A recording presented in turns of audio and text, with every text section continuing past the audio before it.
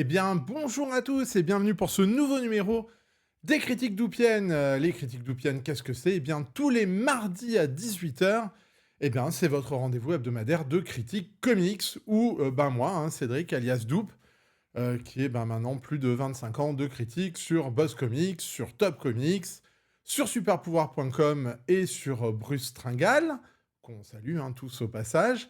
Eh bien, je vous fais des petites revues, 3, 4, 5 reviews de ce qui m'est tombé sous la main cette semaine en comics. Ça peut être de la VO, ça peut être de la VF, ça peut être de l'oldies, ça peut être du tout récent, ça peut être des choses qui ne sont pas encore publiées en France, on en a encore et qui vont bientôt arriver.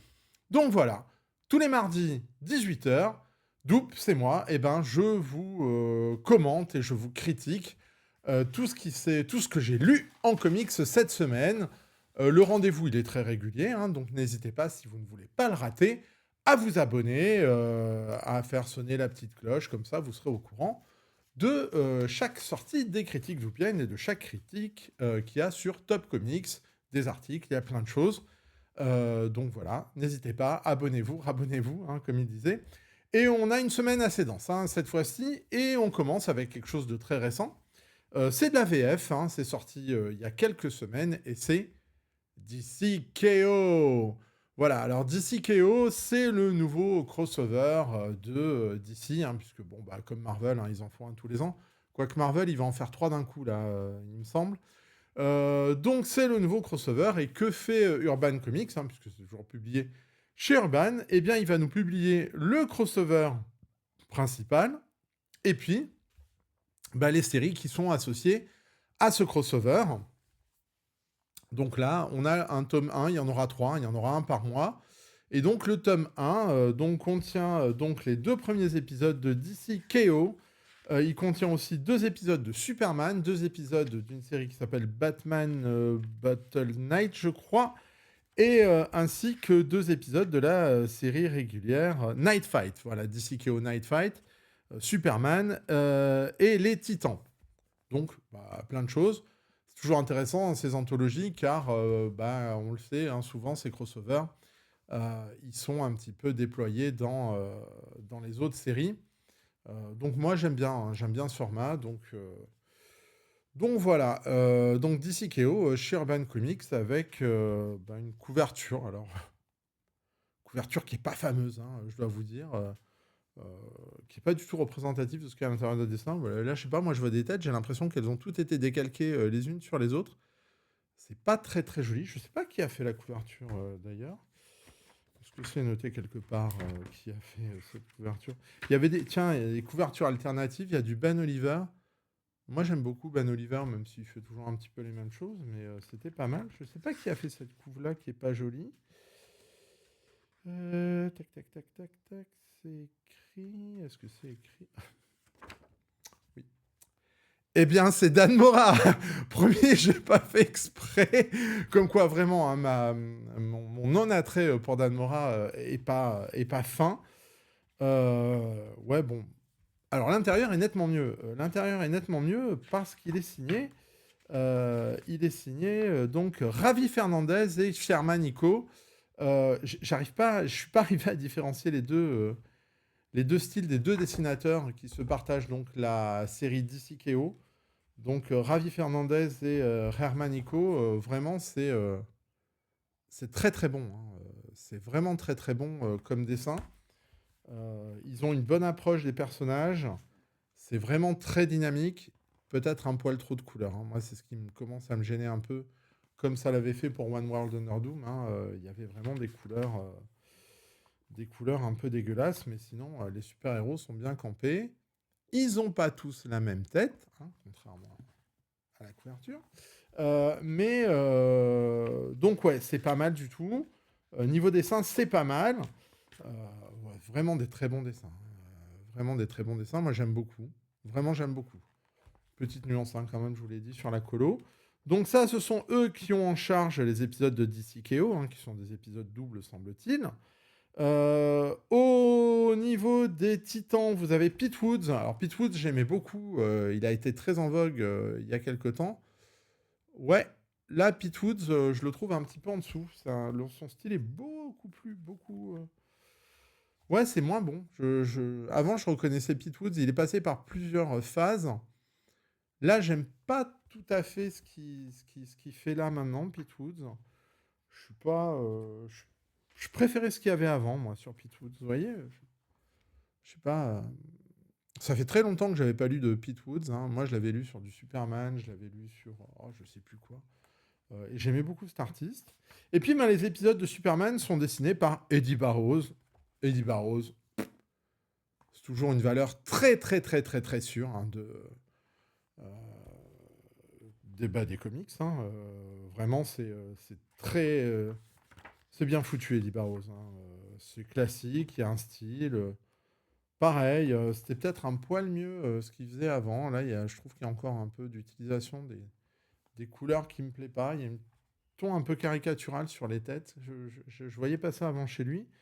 Et puis, bah, le Night Fight qui est dessiné par Dan Mora.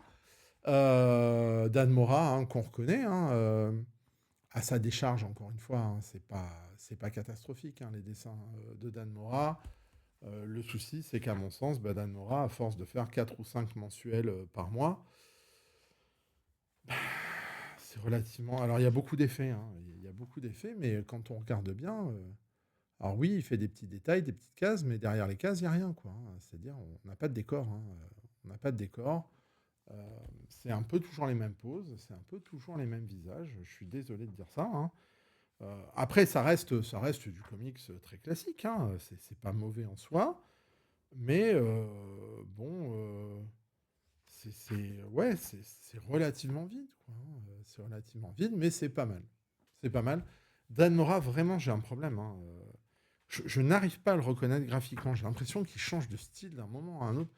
Euh, c'est vraiment bizarre, hein. Vous voyez un lien entre ça, qui est vraiment très moche, hein. Regardez la tête de Power Girl qui doit être par là. Enfin, c'est pas beau, quoi. C'est pas beau. Et puis, des dessins comme ça, pour moi, c'est pas vraiment le même dessinateur. Je suis vraiment très embêté avec ce Dan Mora que j'arrive pas à... C'est pas mauvais, hein. C'est pas mauvais, mais bon, c'est toujours pareil, quoi. Voilà. Dan Mora, il fait des splashs, il fait plein de petites cases, mais sans décor, avec que des têtes. Ouais, alors encore une fois, c'est pas un mauvais dessinateur. Moi, j'ai aucun problème. Le problème, c'est quand on me le vend comme le nouveau génie de DC et que c'est l'équivalent d'un Perez, d'un Byrne de l'époque. J'ai envie de dire, non. Non, pas du tout. C'est un dessinateur correct et classique qui est aussi bon que les autres. Et je dirais même que là-dessus, Ravi Fernandez et Herman Nico, ils sont meilleurs. Voilà. Alors, qu'est-ce que ça nous raconte d'ici Keo? Tiens, pour une fois, on a commencé par analyser les dessins. Qu'est-ce que ça nous raconte d'ici Keo? Encore une fois, Darkseid. Il faut croire qu'il n'y a plus qu'un seul méchant, hein, maintenant chez DC, hein, c'est Darkseid. Darkseid, il y a les gens ont des visions et on s'aperçoit que Darkseid va conquérir le monde dans la semaine qui vient. Et donc, il va falloir s'organiser. Et alors, alors, il y a toute une intrigue avec les veilleurs du temps, je sais pas quoi. Il y a Doomsday dedans, il y a Booster Gold, etc. Qui viennent les prévenir et qui leur disent que s'ils veulent empêcher Darkseid de conquérir la Terre dans les 7 jours qui viennent, il va falloir que l'un des héros d'ici possède la force Oméga, ou la force Alpha, je sais plus, et que pour que cette force, c'est le cœur Oméga, pardon, le corps Oméga de la Terre, bon, rien compris, ça devait être dans des anciens trucs. Là, moi, j'ai pas suivi les crossovers précédents, donc de fait, je suis un petit peu perdu. Mais globalement, en gros, il va falloir que les super-héros fassent un tournoi et le dernier aura la force Oméga avec lui et ce sera le seul qui pourra combattre Darkseid. On va pas se mentir. L'intrigue, alors ouais, j'ai pas parlé des scénaristes. Scott Snyder, Joshua Williamson, donc plutôt correct aussi en termes de scénariste. L'intrigue, elle vaut rien. Pour le coup, vite, faisons un truc pour faire en sorte que tous les super-héros se battent entre eux à la Battle Royale et qu'à la fin, il n'en reste qu'un. Ouais, on va inventer une menace à la con, un cœur oméga, il va falloir qu'ils se battent pour sauver la Terre. Oui, voilà, c'était nettement mieux fait sur Superman Mohamed Ali, hein, par exemple, hein, dans les intrigues dont on tirait un peu les cheveux. Eux, ce qu'ils voulaient, c'était un tableau comme ça, avec les super-héros qui vont se battre. Euh, En dehors de ça, il n'y a rien. Je ne vais pas vous mentir. En termes d'histoire, on a un concept. Il faut que les super-héros se mettent dessus. On brode. Et c'est tout. Hein. Ça n'a ni queue ni tête. Hein. En toute honnêteté, on ne comprend pas. Donc voilà, les super-héros qui vont devoir d'abord faire des épreuves et puis ensuite se battre les uns contre les autres. C'est uniquement ça. Hein. DC Keo, bah, son nom l'indique bien. Au moins, il n'y a pas de tromperie sur la marchandise. C'est un truc où, si vous voulez voir des super-héros qui se tapent dessus, un Superman qui va taper un Lex Luthor, un Joker qui va taper Batman, des combats avec Lobo, avec Starro, avec Wonder Woman, etc. À la fin, il ne doit en rester qu'un. C'est aussi couillon que ça. J'ai pas de problème hein, avec les intrigues débiles. C'est pas foufou quand même. Hein. C'est pas foufou. C'est bien dessiné, mais en dehors de... Je reprends mes petites notes, hein, histoire de rien oublier. À un moment, il y a un ton comique qui vient faire foirer tout le truc. Le DC KO2, il y a plein de blagues, il y a plein de trucs comme ça. On est en train de se dire, mais oh les gars, il est censé être la fin du monde, les super-héros doivent s'entretuer pour sauver l'univers. Non, allez, on va faire de la blagounette par-ci par-là. Scott Snyder et Joshua Williamson, ils n'ont pas été très très inspirés. Il faut dire que le principe de base est tellement, tellement, tellement foutu que difficile de faire quelque chose de correct. En tout cas, là, en termes d'histoire, c'est totalement débile, hein, qu'on soit clair. Ça pourrait être jouissif, ça l'est pas tant que ça, parce que finalement, il n'y a pas tant de combats que ça. Ceux qui pensent à du GLA Avengers, on en est très très très très loin. Hein. D'ailleurs, au départ, c'est une épreuve, ils doivent franchir une ligne. Je suis pas convaincu. Je suis pas convaincu, c'est pas mauvais en soi, mais ça part de très très loin. Hein. Encore une fois, ça pourrait être capillotracté. Vous savez que les trucs tirés par les cheveux, moi, ça marche plus. Hein, voilà. Donc là, ça fonctionne pas beaucoup. On pourrait se dire, bah peut-être que c'est parce que c'est développé dans les séries annexes. Alors, même pas. La série annexe Titan, elle est abominable. C'est John Lehman au scénario. Il raconte comment ils évacuent toute la planète, puisqu'en gros, ils se servent de la technologie de Luthor, etc., pour évacuer les 8 milliards d'êtres humains euh, pour éviter qu'ils subissent les problèmes de Darkseid et où ils vont se réfugier. Et là, un petit big up à mon ami Stéphane Le Troedec, parce qu'ils vont se réfugier où? Donc en fait, ils vont miniaturiser les humains. On le sait dès le départ, hein, donc c'est pas très intéressant. Et ben ils vont où? Ils vont sur Gem World. Et ouais, c'est le retour d'Améthyste. Vous savez, si vous nous suivez, que Améthyste, elle sera toujours gravée dans mon petit cœur. Bon, là, ils en font rien hein, de Améthyste. C'est juste, ça sert à rien. C'est pour ça, c'est même pas un spoil. La série est pas folle. La série est pas folle du tout sur les Titans. Je vous ai dit, Pete Woods, je suis pas à l'aise. John Lehman, c'est gnangnan. Ah, qu'est-ce que c'est gnangnan, les Titans. Je l'ai marqué. Et ils discutent entre eux, gna gna gna gna.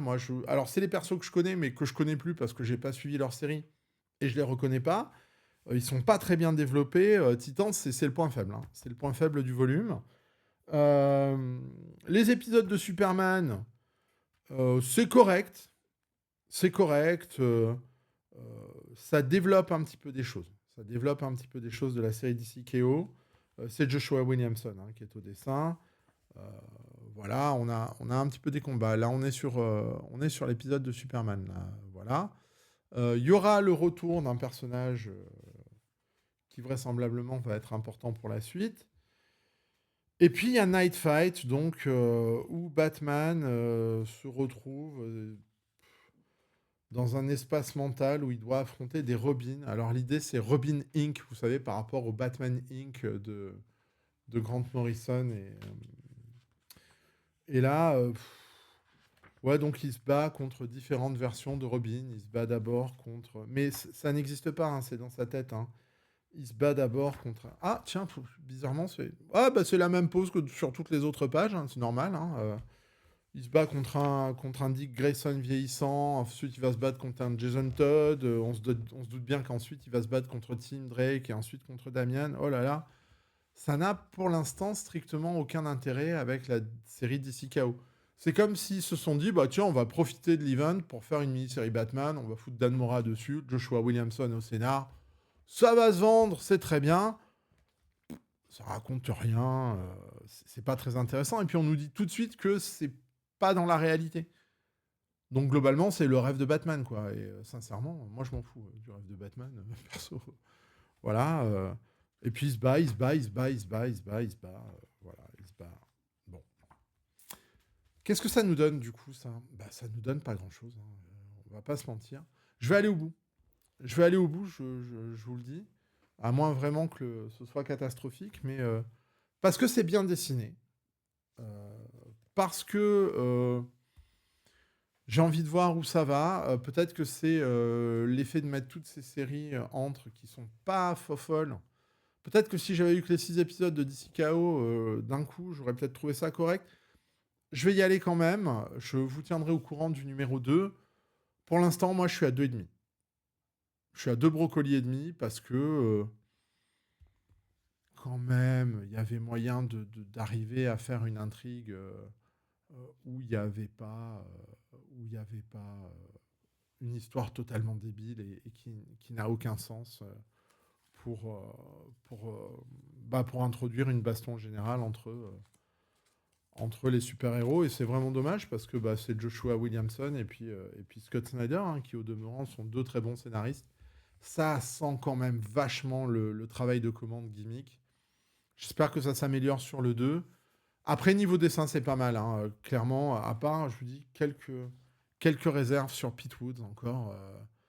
Ça sent trop le numérique, là, pour moi. Le reste est vraiment bon sur Ravi Fernandez et Hermanico. C'est normal sur Eddie Barrows. Et c'est du Dan Mora, donc c'est très dynamique, mais à part dessiner des têtes, il fait pas, et puis c'est toujours la même, donc c'est pas très intéressant. Voilà, mais ça reste graphiquement plutôt correct. Ça vaut pas plus de 2,5. Ça vaut pas plus de 2,5 pour l'instant. Ce d'ici KO. On continue parce que ça va être goûtu cette semaine. Et ben, on continue avec la suite et fin du run de Charles Soule sur Daredevil, avec cette fois-ci Death of Daredevil, c'est-à-dire la mort de Daredevil, qui est dans l'omnibus, hein, qui est sorti il y a un mois ou deux et qui sera les derniers, qui seront, enfin dans ce recueil, vous avez les derniers épisodes de l'omnibus. Alors on s'était arrêté où? On s'était arrêté. Alors là, je vais spoiler comme un cochon, hein, parce que sinon je vais rien pouvoir vous dire. Donc Fisk, hein, il est devenu le maire de New York. Très bien. Bon, ça, c'est des épisodes qui datent d'il y a 10 ans, hein, maintenant, et qui ont servi vraiment de base au reboot de Disney. C'est pour ça qu'on en bouffe à toutes les sauces. Et il va prendre comme adjoint au maire Matt Murdock. Pour l'avoir sous sa coupe, il va lui faire des trucs que de la paperasse, etc. etc. C'est un arc en 5 parties. C'est le premier arc, hein, de la série. Au dessin, c'est Stefano Landini, que je connais pas plus que ça, et c'est plutôt pas mal, hein, Stefano Landini. C'est très très classique, hein, mais c'est pas mal, c'est pas mal. Bon, il a tendance à vouloir faire un peu les personnages un peu à l'image de ce qu'il y a dans la série télé. Voilà, il veut un côté un peu réaliste. Je pense que Stefano Landini il gagnerait à faire plus du dessin que du dessin photoréaliste. C'est un peu dommage. C'est certainement ce qu'on lui demande, hein. Donc voilà, et puis Wilson Fisk, hein, son grand truc, c'est de déclarer que tous les héros costumés sont des criminels, donc il va lancer la police aux trousses de tous les criminels, de tous les super-héros pardon, de New York, le Punisher, l'araignée, tout ça. D'ailleurs, alors après, j'ai pas beaucoup suivi Marvel, mais il y a très très peu de conséquences dans l'univers dans l'univers Marvel, en tout cas, le Wilson Fisk maire, je l'ai pas beaucoup vu. Ça fait un peu auto-centré. Après, c'est pas plus mal, hein, pour le coup. Il y a Muse qui revient. Vous savez, ce tueur qui fait de l'art. Ça va être un prétexte, hein, pour Fisk de pouvoir partir à la chasse de tous les super-héros. L'arc est pas mauvais en soi. Ouais. Cet arc en soi, il est pas vraiment mauvais. C'est plutôt cool, surtout que il se termine en fait avec le Daredevil 600. Et là, pour les 2-3 derniers épisodes, eh ben, on a Ron Garnet qui revient. Et tout de suite, bah, quand c'est Ron Garnet, ça envoie du bois, quoi.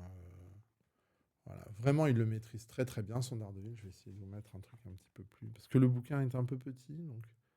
Voilà, là, tout de suite, on rentre dans le très bon. Sur toute une histoire avec donc le fameux acolyte de Daredevil, dont j'ai oublié le nom, hein, Blind Spot, je crois, qui va faire partie intégrante de cet arc, qui nous amène donc au numéro 600. Ben, il se passe quoi? Il se passe que d'un coup, ben, dans ce numéro-là, Wilson Fisk, alors attention, gros spoiler, là, il y a du spoiler, si vous voulez pas. Donc je vais mettre un petit truc. Wilson Fisk, eh ben, se fait tuer par les ninjas de la main qui attaquent. Et c'est donc Matt Murdock qui va devenir le maire de New York. Et ça va nous faire notre deuxième arc, où Matt Murdock, c'est devenu le maire de New York. La fin de ce premier arc, elle est très décevante. Elle est très très décevante. Et là, on voit les limites de Charles Soule, hein, je suis désolé. Il passe son temps à dire que l'adjoint au maire, donc Matt Murdock, ne peut pas être légalement le maire. Il peut pas. Il nous le répète, il nous le répète, il nous le répète, il nous le répète. Et puis là, Fisk se fait attaquer. Il est blessé. Et on lui dit, mais non, mais en fait, il y a un papier que t'as pas lu et tu peux être maire. Mais ça sort, ça tombe comme ça, pim poum, sur les 3-4 dernières pages. Je trouve ça abominable. En toute honnêteté, niveau scénario, c'est le pire du pire qu'on puisse faire. Parce qu'il nous a vendu l'idée qu'il ne pouvait pas l'être. Si encore il nous avait dit, ah, c'était une feinte ou quelque chose comme ça. Rien, non, c'est juste, ah, bah en fait, si. Mais à quoi ça sert? C'était pas la peine de le développer avant, du coup, de nous dire que c'était pas possible. Puisque de fait, c'est possible parce qu'il y a un petit indice qui nous dit que. Là, c'est mauvais. Là, c'est mauvais en termes de scénario. L'histoire, en vrai, elle est pas mal. L'histoire, en vrai, elle est pas mal. Et on arrive sur un deuxième arc. Le deuxième arc, où là, ça pique, hein. Je vous le dis tout de suite. Waouh, l'arc où Matt Murdock est le maire de New York. Alors, on a Mike Anderson au dessin, que je connais pas.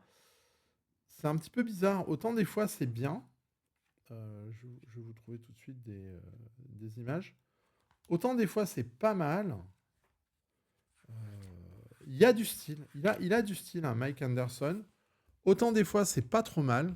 Ouais, c'est assez sombre, hein, encore une fois. C'est dynamique, c'est correct, c'est plutôt sympa. Autant il y a des fois, waouh, ça pique un peu, quoi. Il y a vraiment des fois, le premier Daredevil qui dessine, j'étais là en train de me dire, ouf, dites donc, Mike Anderson, t'es sûr? Parce que là, voilà, je trouve pas ça joli, moi. Daredevil, il a des petites pattes, hein, quand même, là, hein. Donc bon, on va dire que le dessin est irrégulier. Et alors, l'histoire, c'est absolument n'importe quoi. Donc ils vont se battre contre la main, il va réunir des super-héros, il va aller chercher des gens qui n'ont en fonction que des personnages créés pour cette fonction-là, quoi. Un gars qui s'appelle, je sais plus comment il s'appelle, Seeker, Sinner,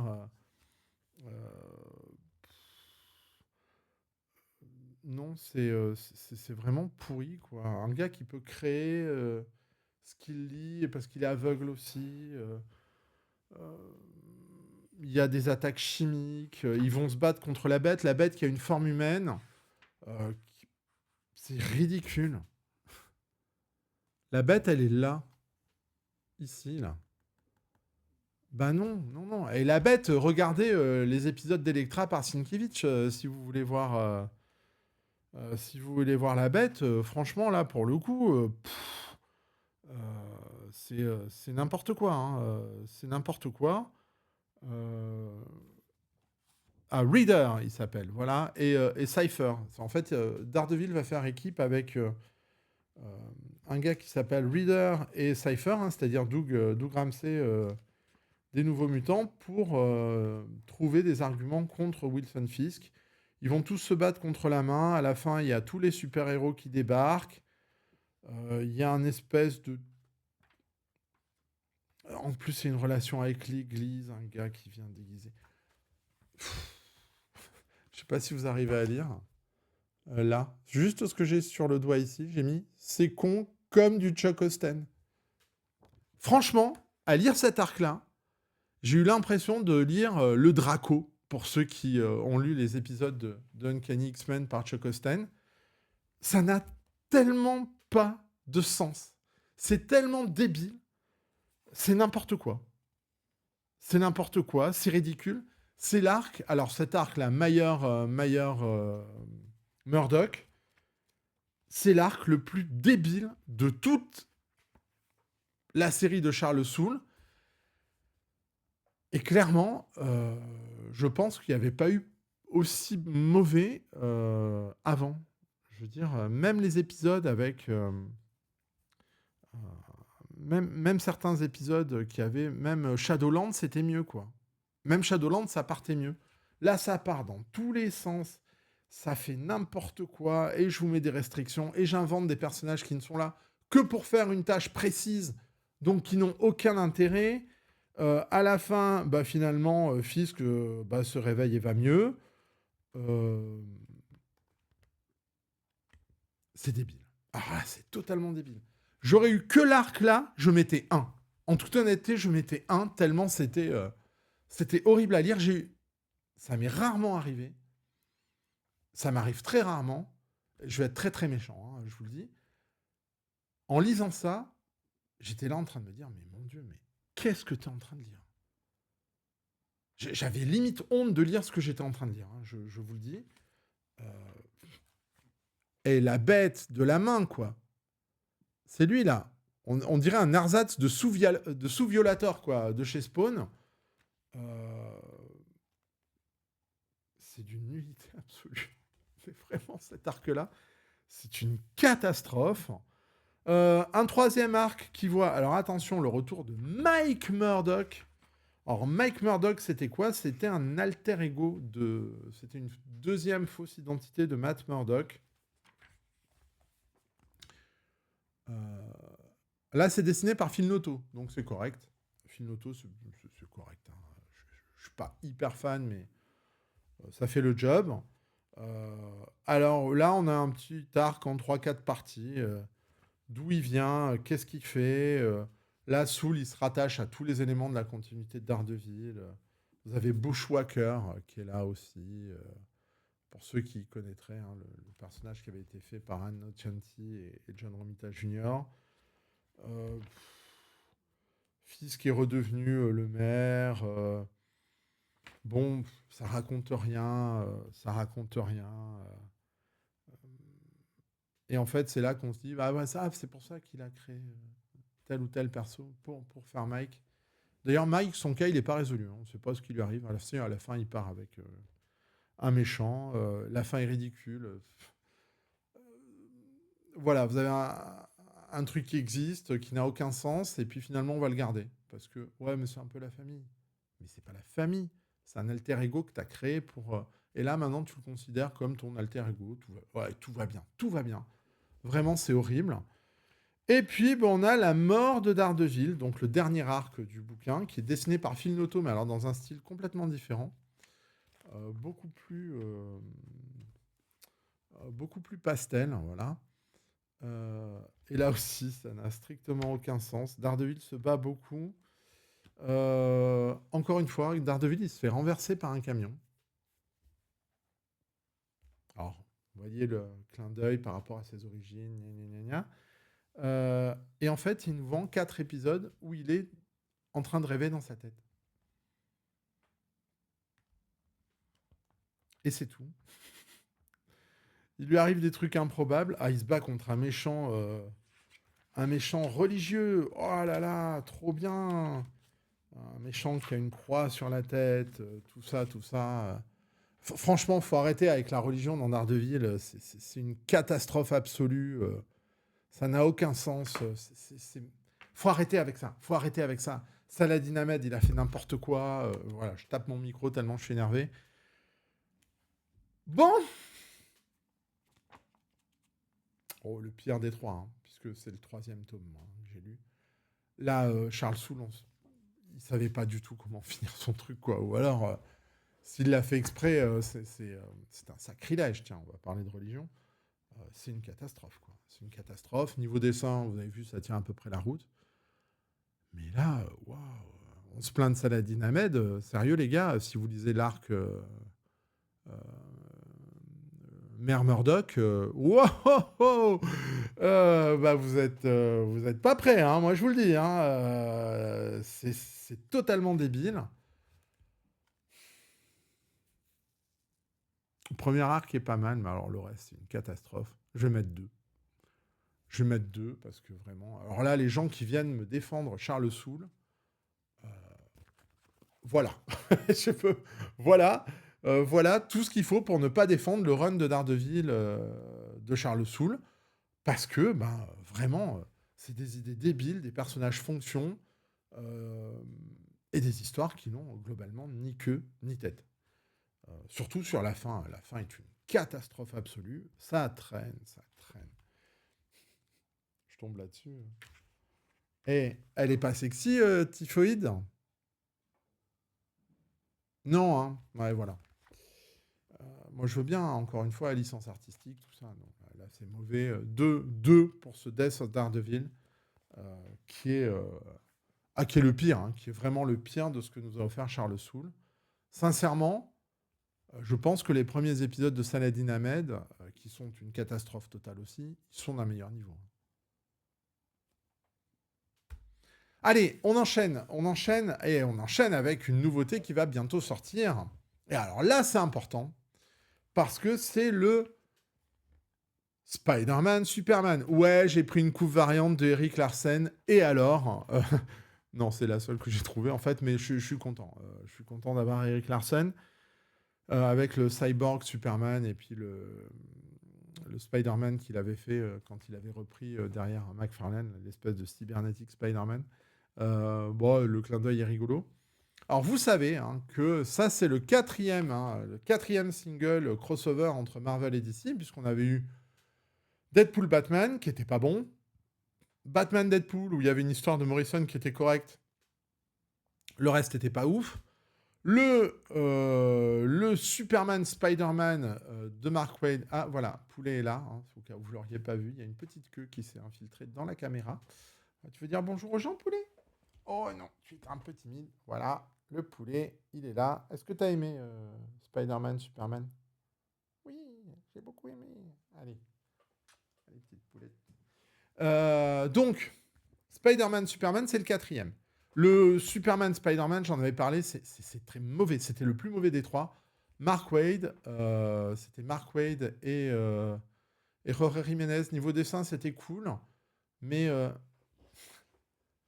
voilà, un chat. Il va falloir me laisser tranquille maintenant, petit chat. Hein, voilà. Donc, non, c'était très très mauvais. Et là, je me suis dit, qu'ils ont pris Brad Meltzer, le gars qui avait fait Identity Crisis, à qui on peut faire des reproches ou pas, hein, mais bon, Identity Crisis, c'était pas non plus... Enfin, à l'époque, c'était pas mal, il y avait un style, hein, mais bon, on verra bien. Là, du coup, je me suis dit, bon, qu'est-ce qu'il vient faire, Brad Meltzer? Parce que autant Mark Waid, on peut se dire que c'est OK, autant qu'il y avait eu Grant Morrison, on se dit ça passe, autant Zeb Wells, on se dit bon, OK.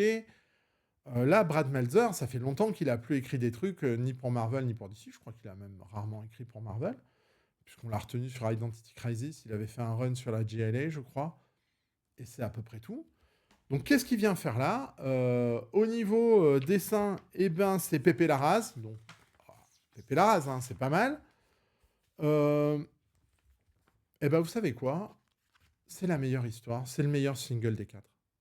Mais alors, de très très loin. Très très loin, parce que Brad Meltzer, il a fait un truc que les gens n'ont pas encore fait, les scénaristes d'avant n'ont pas encore fait.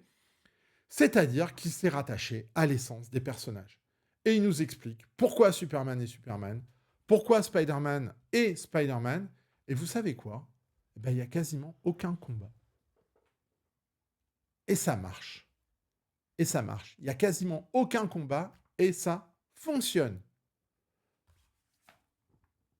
Superman et Spider-Man, ils sont prisonniers et ils vont... alors, ils sont prisonniers. Alors, je crois que c'est Lex Luthor et le Docteur Octopus. Vous avez simplement les 4-5 dernières pages qui sont du combat, un peu le passage obligé pour plaire aux fans. Mais on s'intéresse à qui? Enfin, on s'intéresse à Peter Parker et à Clark Kent, avec des dessins de Pepe Larraz, ce qui ne gâche absolument rien. Et du coup, bah ouais, meilleure histoire de... Je vous en dis pas plus pour pas trop spoiler, hein, mais ouais, clairement, meilleure histoire des quatre singles crossover qui sont sortis. Vraiment, c'est très bien. Poulet, il va vraiment falloir nous laisser. Hein, Poulette? Hop. Donc, non, c'est vraiment très, très, très, très bien. Grosse histoire, gros dessin. Ça finit... Voilà, c'est... S'il y avait un truc que je voulais lire sur un crossover Spider-Man-Superman, c'était ce qui les définissait, ce qui les rapprochait. Là, on l'a. Enfin, j'ai envie de dire. Enfin. Enfin, on l'a.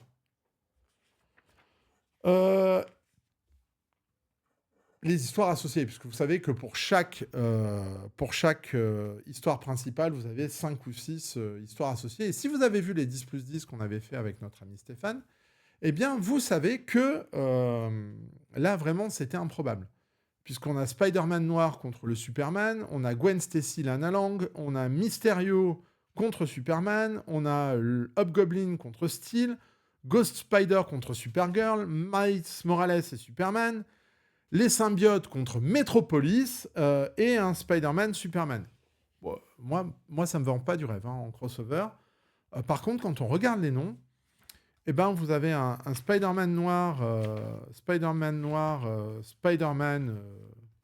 Superman, donc le Superman classique. Bah, c'est Dan Slott et Marcos Martin. Eh ouais. Et ça se voit. Voilà, donc on a Marcos Martin qui se fait plaisir avec des tonnes de références au comics Superman, hein, par exemple. Vous voyez, avec des poses... je sais pas, après, je suis pas allé trop faire de recherche, mais tout ça, c'est des poses qui existent depuis des années. Je me demande s'il n'a pas mis dans chaque page une espèce de pose iconique. Alors c'est pareil, ça fait 4 pages, hein, ça réinvente rien, mais c'est quand même super bien dessiné. C'est du Marcos Martin, donc ça marche.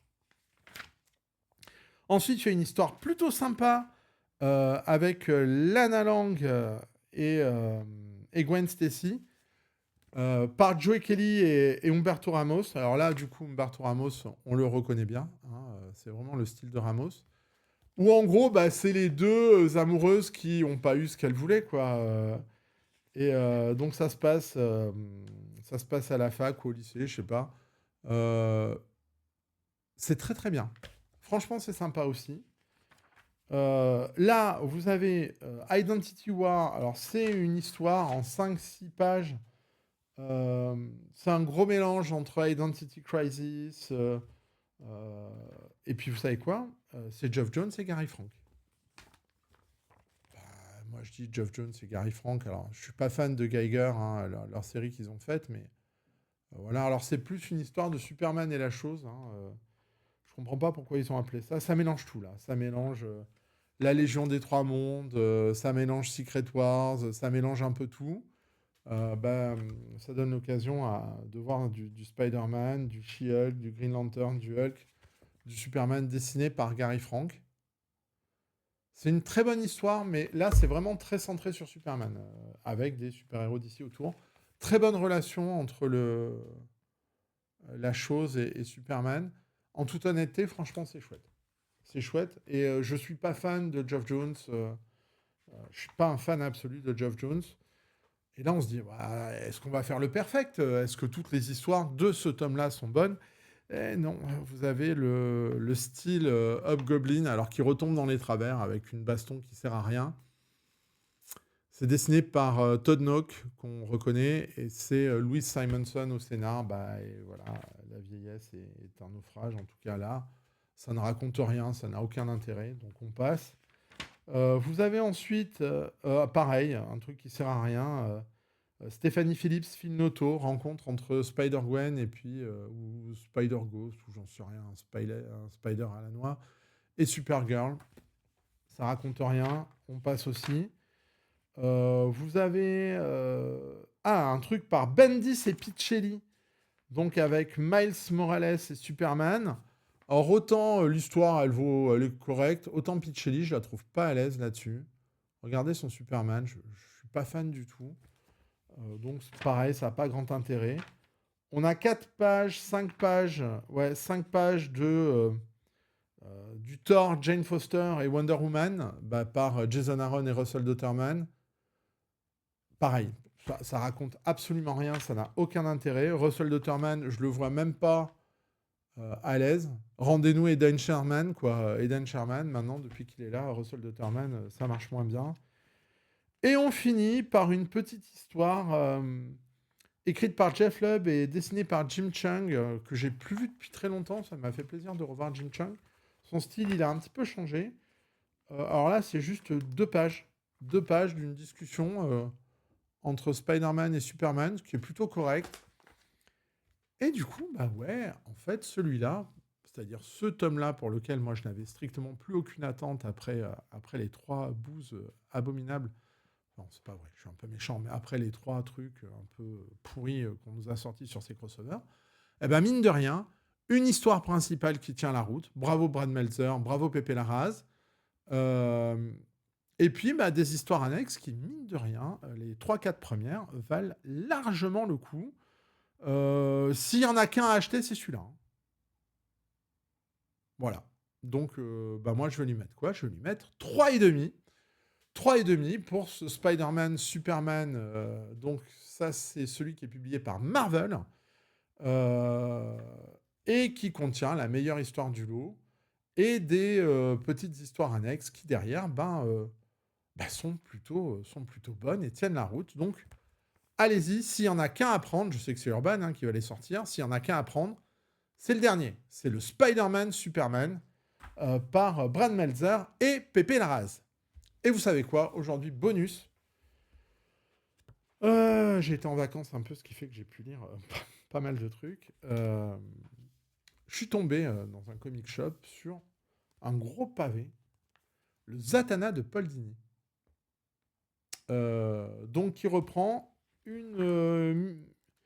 un one-shot Vertigo. Un one-shot Vertigo qui s'appelle Zatanna Everyday Magic, qui était publié sous la licence Vertigo. Donc, plutôt cool. Couverture de Brian Bolland. Et les 18 épisodes de la série Zatanna par Paul Dini. Moi, j'aime beaucoup Zatanna. C'est un personnage que je trouve pas bien exploité, qui a rarement eu la lumière. Il va y avoir une nouvelle série Zatanna, je crois, c'est par Jamal Campbell, il me semble. Et alors, Paul Dini, ce qui est bien... Alors, Paul Dini, vous savez, c'est le scénariste qui avait fait les dessins animés Batman. C'est le créateur d'Harley Quinn. À un moment, on l'a mis un peu dans les comics. Il avait fait Gotham City Sirens. Il avait même publié du Batman avec J.H. Williams III. Gros épisode. J'avais envie de voir parce que, en fait, la femme de Paul Dini, c'est une magicienne. Donc, forcément, il connaît un peu les coulisses. Et donc, on commence par le one-shot, donc Everyday Magic, qui est dessiné par Rick Mays, qui est un dessinateur que je vois plus beaucoup, qui a un style très très rond, un petit peu enfantin. Et c'est une très très bonne histoire. Il y a de la recherche. Évidemment, quand on dit magie, on dit Vertigo, il y a John Constantine. Donc ça établit des liens, en fait, c'est John Constantine qui est victime d'un sort, et il va donc appeler sa pote Zatanna euh, pour l'aider. On apprend que... Alors ça peut sembler, hein, ça peut sembler un petit peu gentil, ça peut sembler un petit peu enfantin, mais ça l'est pas du tout, c'est une très très bonne histoire. Il y a de la recherche, il y a de la recherche graphique, il y a de la recherche narrative, c'est-à-dire qu'à un moment, c'est un lapin qui va raconter l'histoire de Zatanna. Euh, Oh, c'est marrant. Moi, je trouvais ça plutôt sympathique. Il y a plein de petites anecdotes. Zatanna, elle est chouette. C'est bien dessiné. Moi, Rick Mays, j'aime beaucoup. C'est très dynamique. Ça fait le job. Vraiment, ce one-shot. Alors, ils vont combattre. Voilà. Ça, c'est quand le lapin va nous raconter un peu l'histoire de Zatanna. C'est un petit peu délirant. Franchement, c'est bien. Je me suis dit, waouh, le bouquin part vachement bien. Le bouquin part vachement bien. C'est un gros one-shot hein, qui doit faire une bonne quarantaine de pages, voire plus. Et ça définit vachement Zatanna. Je me suis dit, bon, bah, très bien. Et ensuite, on a alors la série régulière. Euh, la série régulière qui compte 18 épisodes. Alors, c'est dessiné par le regretté pardon, Stéphane Roux, hein, qui dessine peut-être les 4-5 premiers épisodes. Alors là, tout de suite, on est dans un style un petit peu plus... comment dire? Voilà. Là, on est plus dans le Terry Dodson, voilà, Frank Cho, Zatanna a des arguments qui sont imparables. Ça nous raconte quoi? Ça nous raconte... il y a un premier arc, hein, en gros, qui nous raconte en fait le combat entre Zatanna, un flic qui va l'aider, parce que vous avez un criminel, là, qui est tout en bas, ici, là, qui s'appelle Brother Knight. Et Brother Knight, il dirige un petit peu le crime supernaturel, mais il va décider de venir sur Terre et de devenir le gangster du crime.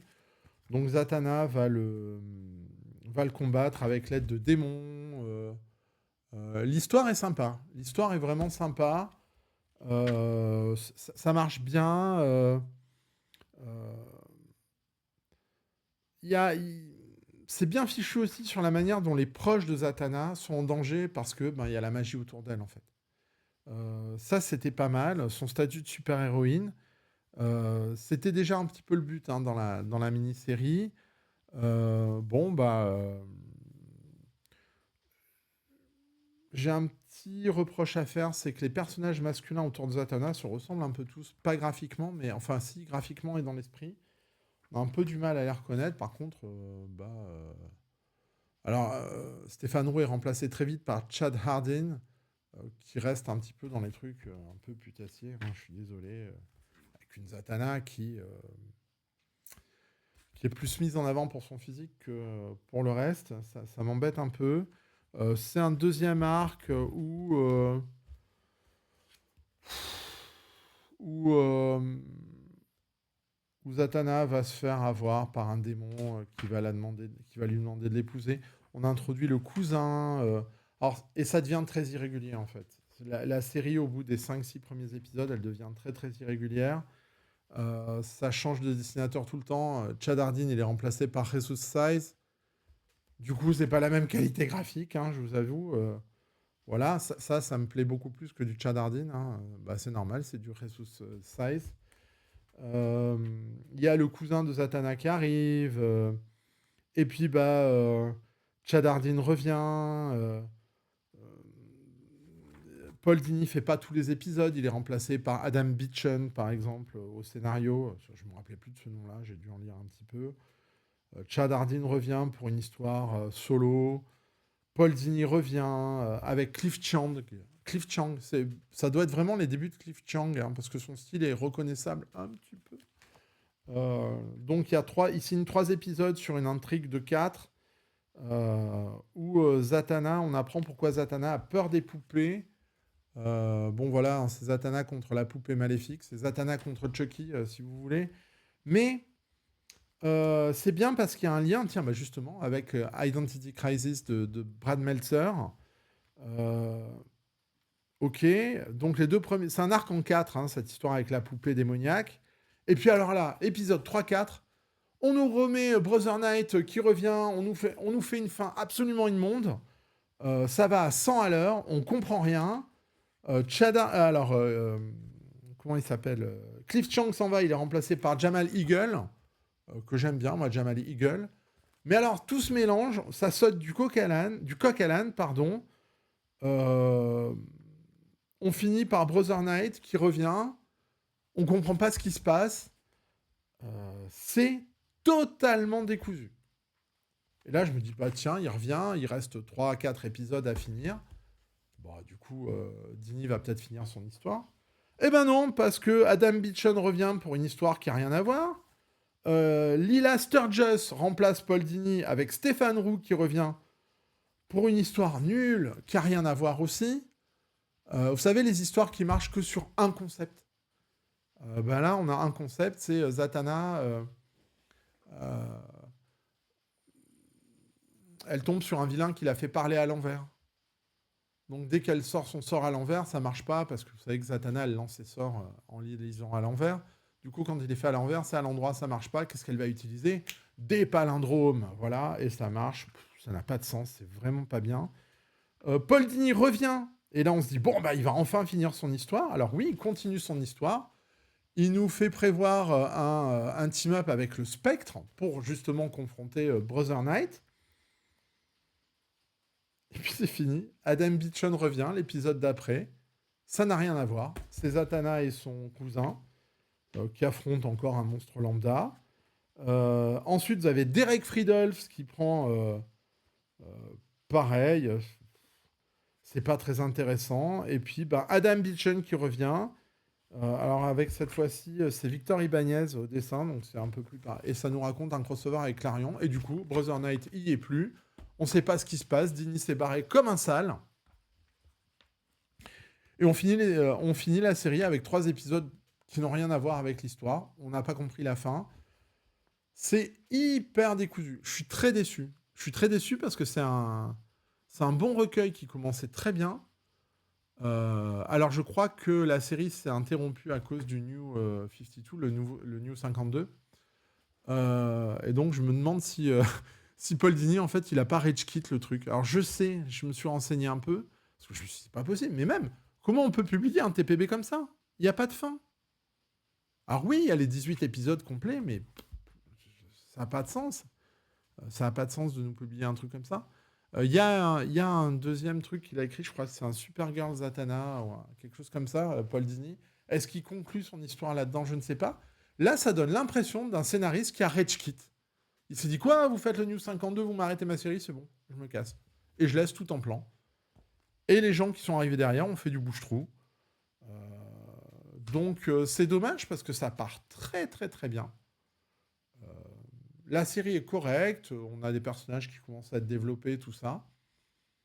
Mais à la fin, ça devient du n'importe quoi. Et c'est vraiment dommage parce qu'on quitte ce TPB-là sur une très très mauvaise note.